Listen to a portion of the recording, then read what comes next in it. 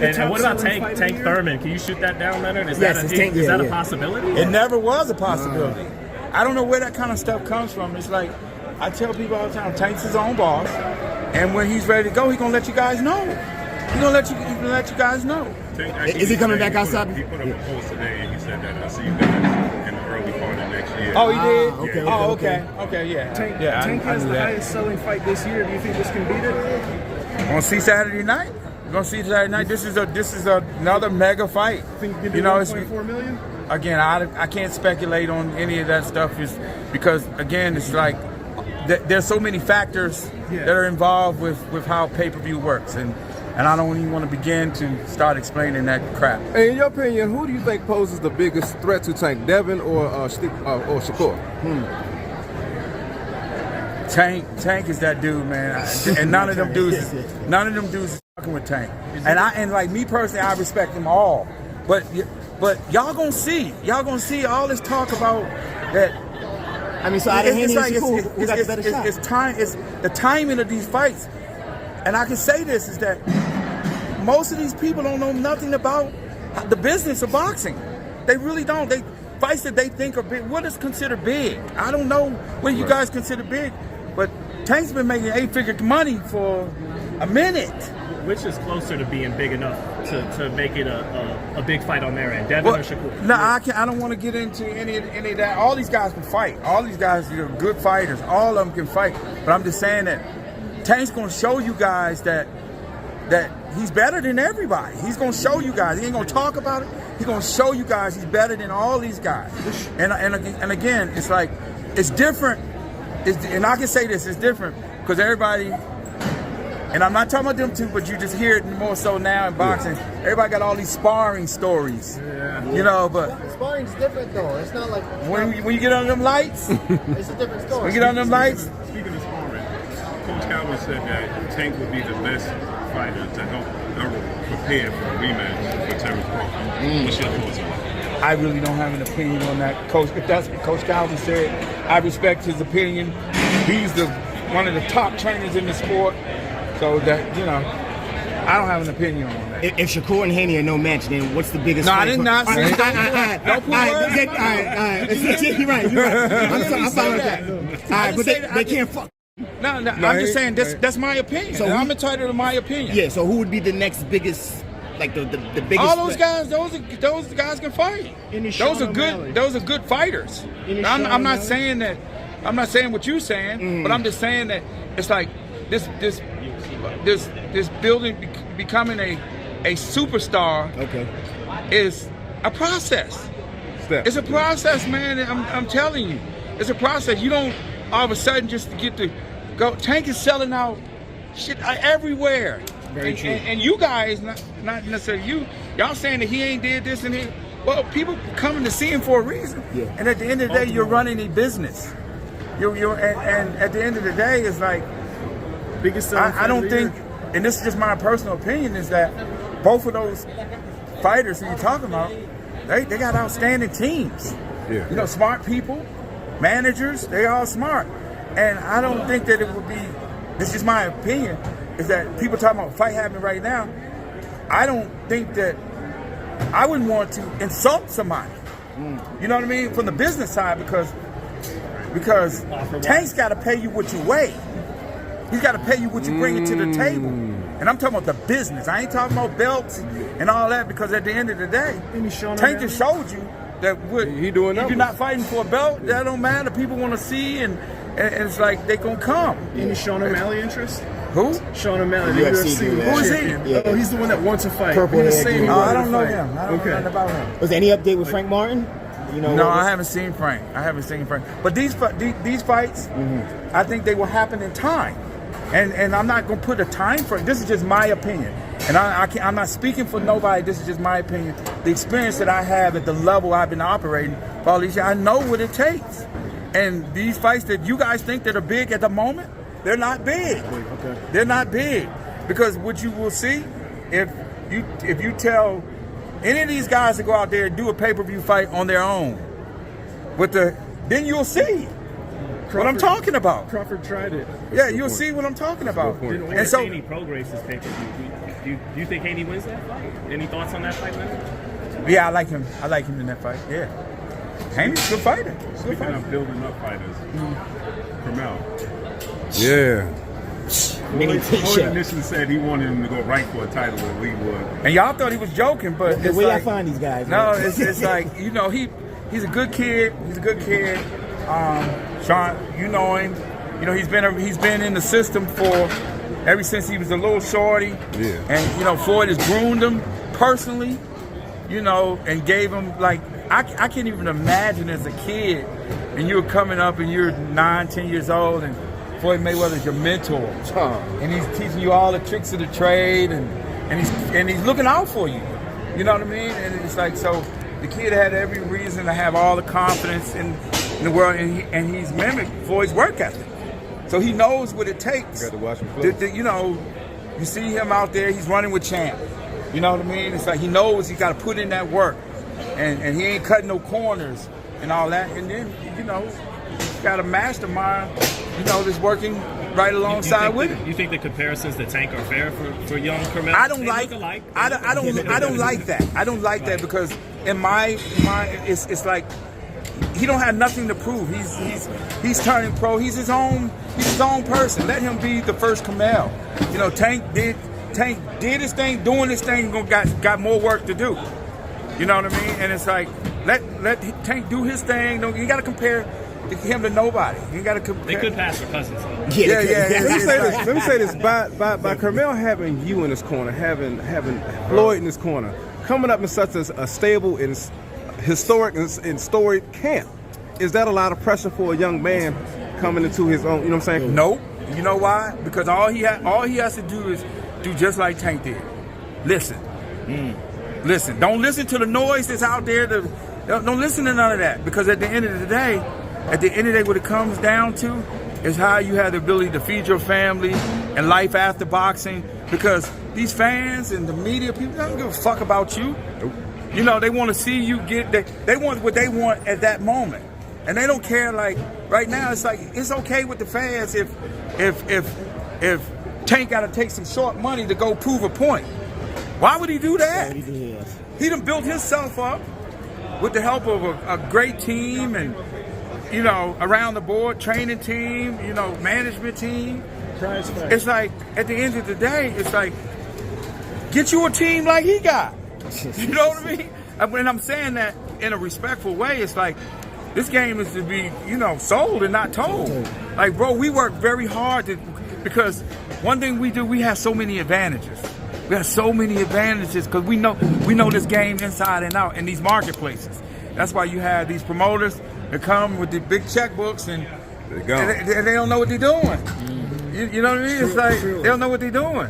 Promoters been around for 50, 60 years and they still can't, like, I mean, where we at today. And it's like, bro, it's like we know what we're doing over here. In your opinion, is this the best year for PBC boxing-wise? It's been a monster year, and guess what? We're not done yet. It's not done yet. That's what I'm saying. Still got a couple months. Yeah. And you know more than we do. Got some more heat coming. Got some more heat coming. I promise you that. I promise you that. Got some more heat coming. Some more heat coming. Thanks, Thanks, man. Yeah, no problem. Thanks. If you had made $300-400 million, what would your mindset be? I'm playing video games and smoking I'm weed. Well, at least you keep it in the gotta get that though. undisputed, You know what I'm saying? So that kind of stuff, you know, that reminds me of Floyd Mayweather. You know, it's like those guys are self-motivated. You don't have to, like, and in this fight, like, I think that both guys got something to prove. Meaning not they have to do it, but they want to prove something to the fans. Yeah. And I think in Canelo's case, he's heard the rumblings of, like, you know, he's slipping and, you know, and he's told you guys that, you know, he's suffered a few injuries, you know, in these fights recently, which, again, I know firsthand when you're an elite fighter, you fight through it, and, you know, Floyd's been injured in several fights, you know, but you fight through it, and you know, it don't always be your best performance, and you don't want to make excuses, and he's not a guy, obviously, to make excuses. In Charlo's case, the same way. You know, he's been off for a minute with the broken hand, but he's the underdog coming in, and he's just like, y'all discount him. Y'all think he's some kind of chump. And Charlo is coming. I'm telling you, he's coming. He's prepared. Derek has got him ready. Both guys in 15-round shape. It's gonna be a great fight, man. And then why do you think? What do you make of people saying that Canelo is sort of on the decline at this stage? I think they're crazy. I'm just saying because I know firsthand with being close to the best guy ever to do it. It's like the injuries that people go through at this level because they put so much into these training camps to prepare, to separate themselves from the competition, and it's a commitment. And sometimes you get injured and you don't want to pull out of a fight.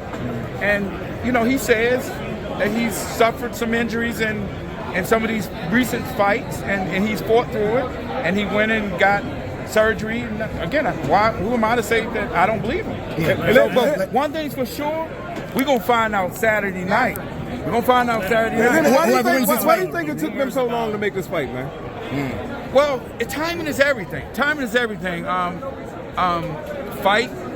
Jamel said that he was promised this fight 10 years ago. Exactly. He said Oscar told him that he was gonna fight him 10 years ago, and obviously for whatever reason the fight never came to fruition. But what better time than now? But he's been open about it privately, about that he's been wanting this fight for quite some time. Because you got to remember, at one point both of those guys were at 54. Both of those guys were at 54. Canelo's grown into what he is now, and Jamel's still been at 54. But I think people are making more out of it with this moving up in weight classes.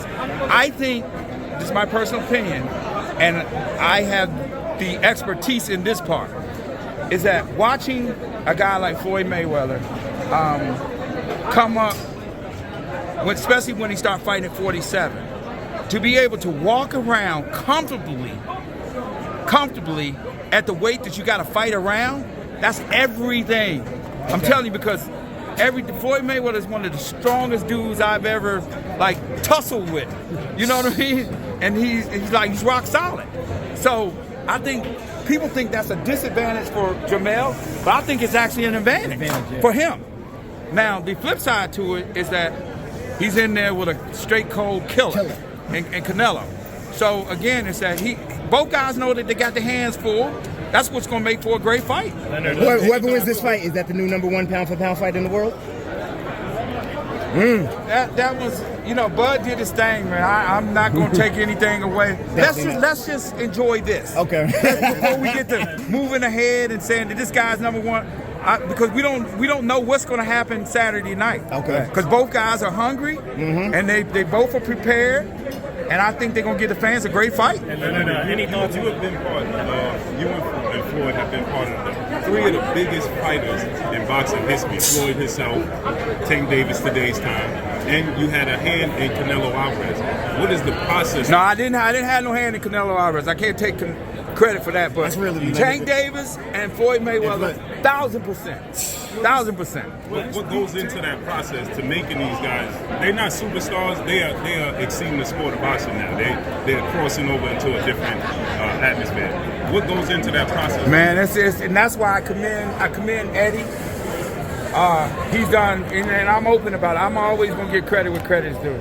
That man has done a phenomenal job with navigating his career.